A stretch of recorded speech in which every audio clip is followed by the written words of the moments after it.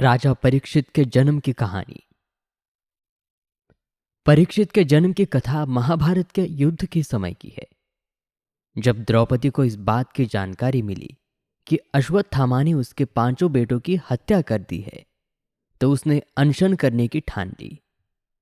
द्रौपदी ने प्रण लिया कि वह अपना अनशन तभी तोड़ेगी जब तक कि अश्वत्थामा के सिर पर लगी मणि उसे नहीं मिल जाती। जब अर्जुन को इसकी जानकारी मिली तो वे अश्वत्थामा से युद्ध करने निकल गए। दोनों के बीच भयंकर युद्ध शुरू हुआ।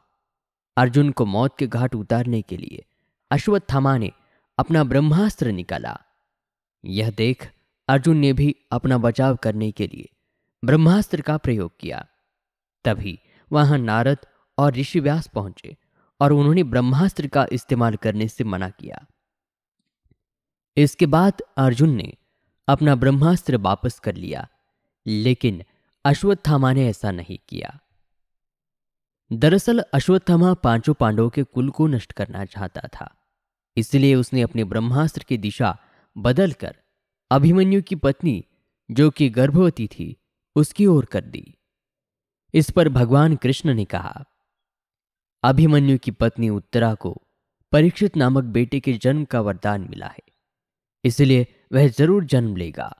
अगर वो मरा हुआ भी पैदा हुआ तो मैं खुद उसे जीवन दान दूंगा और वो बड़ा होकर एक महान सम्राट बनेगा, जबकि तुम 3000 वर्ष तक इस पाप को ढोते रहोगे। साथ ही हमेशा तुम्हारे खून से बदबू आती रहेगी और वो ऐसा ही बहता रहेगा। यही नहीं, तुम हर प्रकार की बीमारियों से घिरे रहोगे। इसके बाद अर्जुन ने अश्वत्थामा को रस्सी से बांधा और द्रौपदी के पास ले आया। अश्वत्थामा की हालत देखकर द्रौपदी को दया आई और उसने अर्जुन को उसे छोड़ने की अपील की, मगर भगवान कृष्ण ने ऐसा नहीं होने दिया और उन्होंने अर्जुन को आदेश दिया कि उसके सिर से मणि निकाल ले और द्रौपदी को दे। इधर ब्रह्मास्त्र के गर्भ में जाते ही उत्तरा को तेज दर्द होने लगा। ये देख भगवान कृष्ण ने अपना छोटा रूप धारण किया और उत्तरा के गर्भ में दाखिल हो गए। कृष्ण का छोटा रूप एक अंगूठे के बराबर ही था। वे शंख, चक्र, गदा और पद्म सब कुछ धारण किए हुए थे। उत्तरा के गर्भ में अश्वत्थामा द्वारा छोड़े गए ब्रह्मास्त्र की आग को शांत कर रहे थे। वही गर्भ में पल रहा बालक उन्हें देखकर हैरान था कि मेरी मां के गर्भ में ये कौन घुस आया है। कुछ समय बाद उत्तरा ने अपने बच्चों को जन्म दिया, लेकिन वह मृत पैदा हुआ। ये देख वो रोने लगी। उसने भगवान कृष्ण से कहा, हे नारायण, आपने तो कहा था कि मेरे बेटे पर ब्रह्मास्त्र का कोई असर नहीं होगा और वो जीवित पैदा होगा। वह सालों तक अमर होकर राज करेगा, लेकिन ये तो मरा पड़ा है। इसे जीवित करने की कृपा करे प्रभु।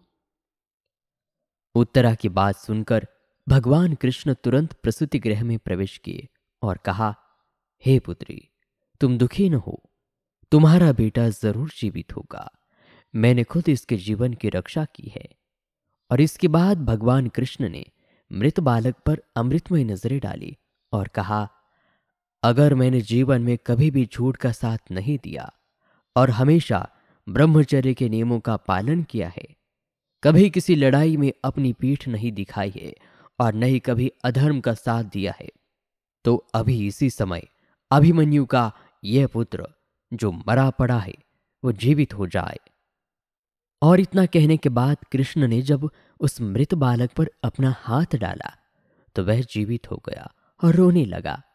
इसके बाद भगवान कृष्ण ने ब्रह्मास्त्र को वापस ब्रह्मलोक भेज दिया। ये चमत्कार देख सभी स्त्रियां आश्चर्यचकित हो गई। इसके बाद भगवान कृष्ण ने अभिमन्यु के पुत्र का नाम परीक्षित रखा। इसके पीछे का कारण ये था कि वो बालक कुरुकुल के नाश होने पर जन्मा था। वहीं जब युधिष्ठिर वापस आए और उन्हें बालक के जन्म के बारे में पता चला तो वे भी खुशी से झूम उठे और इस खुशी में उन्होंने हाथी, घोड़े, अन्न, गाय आदि दान दिए।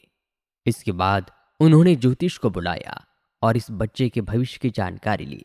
इस पर ज्योतिष ने कहा, ये बालक प्रभु श्री कृष्ण चंद्र का भक्त कहलाएगा और यह एक धर्मी, यशस्वी और पराक्रमी और साथ ही दानी होगा। ज्योतिष ने आगे कहा कि जीवन में एक ऋषि का शाप पाकर गंगा के तट पर यह श्री सुखदेव से आत्मज्ञान की प्राप्ति करेगा। ज्योतिष की यह बात सुनकर युधिष्ठिर खुश हुए और उन्हें दक्षिणा देकर वहां से विदा कर दिया।